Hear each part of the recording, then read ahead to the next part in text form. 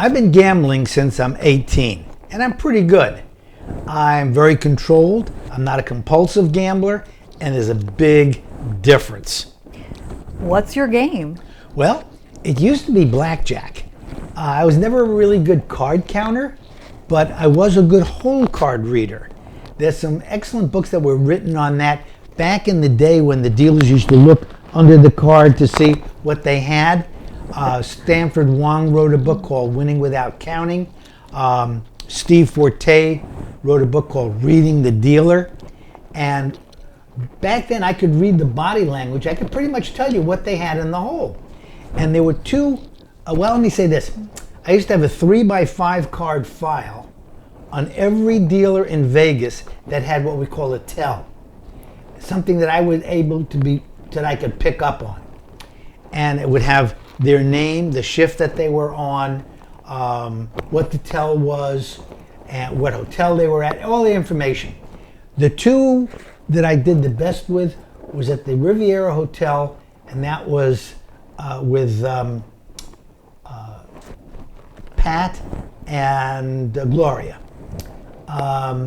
With Pat, I was playing against Pat, and my wife was standing behind me. She doesn't play, but she was watching and she knows what to look for.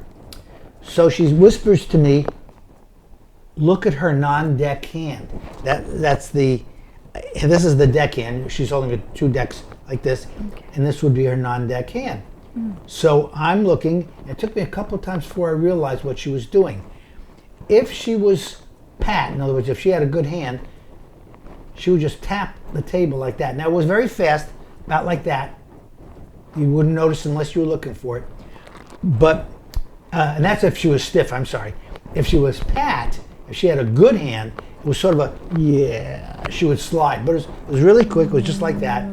And so we made up a rhyme. Pat pats when she's not Pat. So I knew when she had a 20, I knew when she was stiff. And I would play accordingly.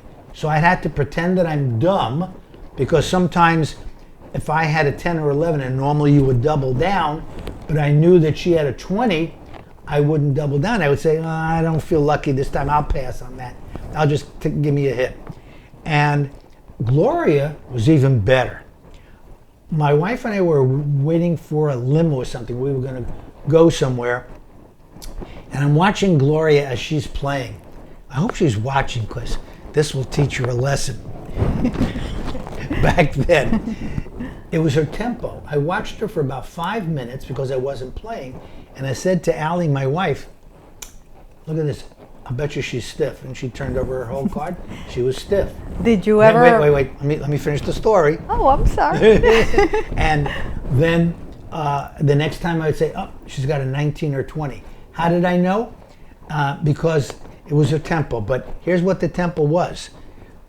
If she would deal the cards, and then she would point to the player, you want to hit like that. And it was a nice slow tempo, meant that she was Pat. She didn't have to rush because she knew she had the goods. If she only had a 17 or 18, she wasn't going to hit. But a 17 or 18 for a dealer is not a good hand. So the tempo became a little bit faster.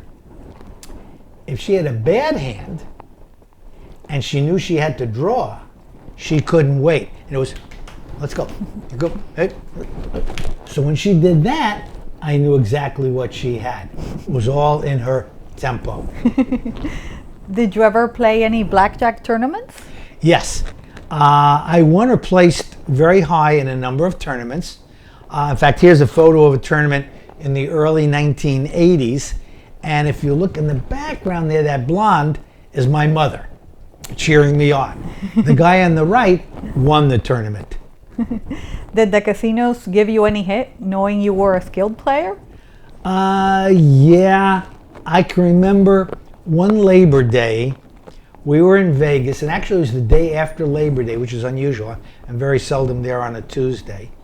But we were there with my mother and my stepfather, and we walk up to the Aladdin Hotel, because I'll show you how long ago this was. It was the only hotel on the Strip that had double-deck blackjack and also had double odds at the crap table. That was a long time ago. So we go there, and I made the mistake of buying in for $1,000. The pit boss comes over and gives me a look. And I look back, and so I bet $25, and I won. So I pressed my bet to 50. And he comes over and gives me a look like this, picks up the discards and looks through them to see what the count was. Ooh. If he had seen that there was a high count, he probably would have barred me. So he puts the cards down, whispers something to the dealer, and I don't think anything of it. And I'm playing, and I'm not doing very well. And I remember this one hand, the exact cards. The dealer turns over a king of diamonds. Now remember, he had a king of diamonds the last hand too, but it's double deck, so there's 2 king of diamonds. But then he turns over his whole card, and yeah, it was the king of diamonds. So I knew something was wrong there, and I didn't know that casinos cheat. So I pick up my chips, what's left of the 1,000. I got about 300, 350, something like that. I pick up my chips and I walk all the way down. There were only 2 tables because it was the day after Labor Day, everybody gone home. I walk all the way down to the other end, I sit down at the table. The pit boss follows me down there. He talks to the dealer. And so I'm playing, but now all of a sudden I hit a streak. And I win about 4, 5, 6 hands in a row. And I take a look, and in my little lockup stack, as I win, I put them into my lockup. I've got exactly $1,100, and I got $100 I'm ready to bet. And I had bet the 100, actually I had bet the 100 first, and I have $1,100. Now my way of playing is, if I'm stuck and I'm down, and I make a comeback, particularly if I get ahead, that's it. I'm done. I'm not going to tempt fate. So I have $100 out, and I get dealt a pair of 9s. And based on what the dealer had, and I don't remember what it was, I should have split the 9s. But that would have meant I have to go into my lockup file, and I won't do it. So I stayed with my 18, and I lost. And I picked up I cashed in my chips there. I had a $100 profit. I was very happy. And I said to my mother and stepfather, let's go over to their crap table because they got double odds here. So we walked over to the crap table just as they hand the dice to this young soldier in uniform. Didn't even look old enough to be in the casino. And I took one look at him and I said, he's what we would call a virgin shooter. He's never shot dice before. This guy is going to win for sure. So I bet with him. Now I watched this. He put $5 on the line. And when he finally sevened out, he had won $45. And that's because he made 9 passes and had never taken odds. I won about $2,300 on his roll. The dice get passed to my mother, and she sees me coloring in my chips. And she says to me, aren't you going to back me? And I said, I've made my money. So now that you've told us about your wins, did you have any losses? Losses come with the territory. I had one big loss. I was staying at what was then the MGM, now Bally's, and I was stuck $11,000 at the MGM and $6,000 at the Riviera. And I had a little bit of a sore throat, and I went downstairs to the sundry shop, and I got some lozenges, and she rings up the sale, and it comes to 7-Eleven. And she says, oh, look, 7-Eleven. I said, yeah, that's my birthday. She says, oh, wow, that's an omen. You ought to go right upstairs. I said, well, I don't believe in omens, but I am on my way upstairs. So I go to the craps table, and bam, bam, bam, I can't do anything wrong. I get back 3,000 in markers. Go over to the blackjack table, bam, bam, bam, another 3,000. I walk over to Baccarat. I get back some more money. I get back all 11,000 markers at the MGM. Wow. I said, fine. I get a cab and I go down to the Riviera where I'm stuck 6,000. I'm up about 3,500, and now all of a sudden it starts to go back the other way. I said, I had 3,000 here. That means I only lost 3,000 for the whole trip. Good trip, I'm done. So you said blackjack was your game. So what do you play now? Now it's Baccarat. I made a discovery about 10 years ago. Somehow I found out that there was a certain section of the shoe that was more dependable and more something that you could count on. Now we had a group of players at that time, and into our group we got a guy who was a programmer for a very well-known software company, and he programmed a bank of computers, which leads me to believe he did it on company time. But he programmed a bank of computers not to do a random number generator, which just produces numbers, but to actually shuffle and deal 8 decks of cards the way they would be dealt in Vegas from a shoe. So in other words, if a 5 had gone, then there would be that many less 5s in the shoe.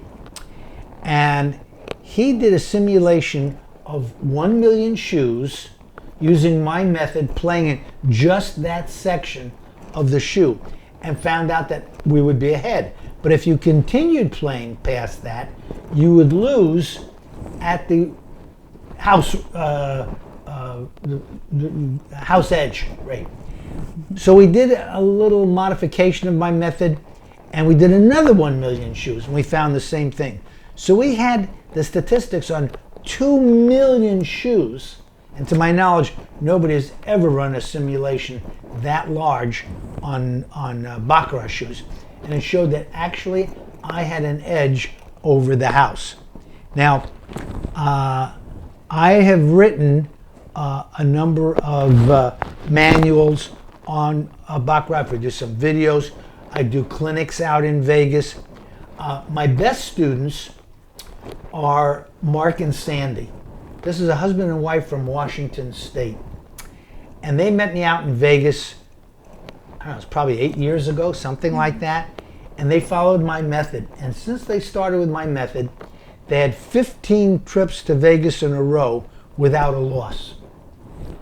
On the 16th trip, she won, but he lost, so it was a net loss. On the next trip, they had one of the biggest wins they ever had.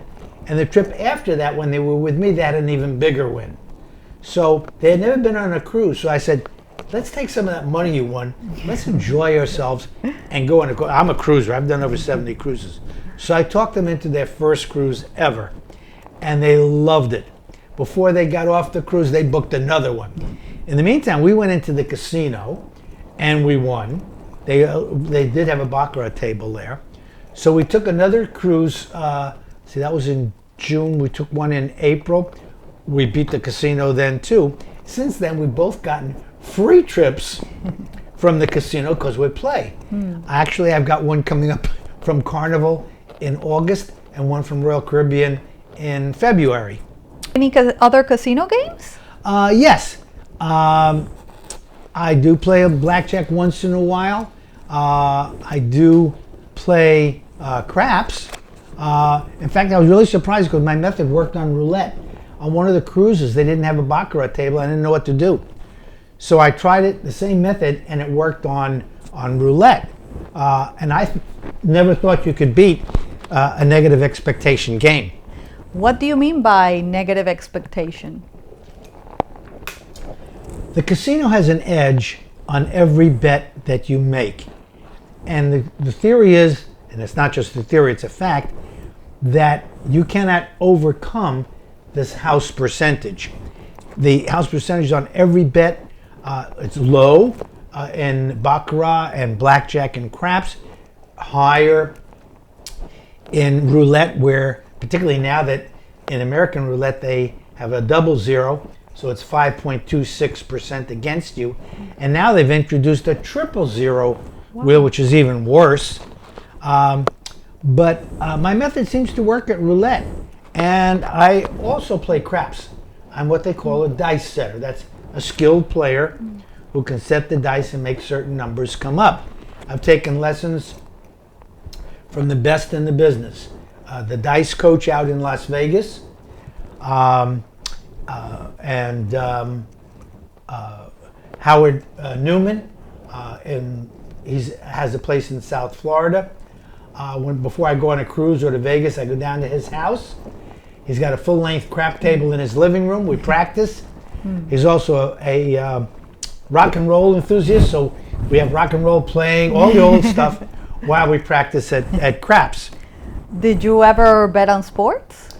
Yes. I've been handicapping football for over 40 years. I've got a great record. I don't want to go into it now, but anybody that's interested, go to my website, stevesbottomline.com, and check it out.